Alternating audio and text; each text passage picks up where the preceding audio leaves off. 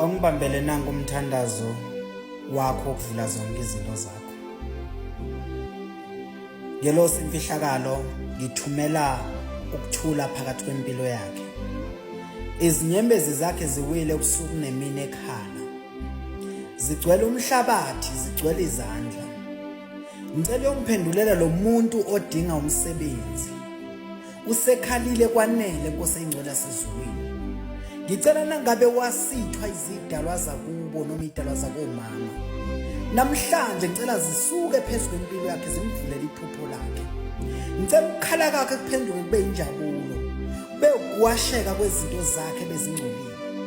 Ngelosi imfihlakalo lo muntu usemshadweni uyakhala akazi ukuthi enze njani.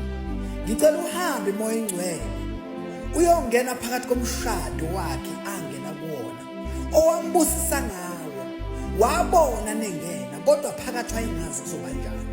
Moya engcwele hamba umphendula lo mntwana ngelosi emfihlakalo khona unezilwane njengamanje ogulayo hamba uyomthinta moya engcwele ngiyakuthuma.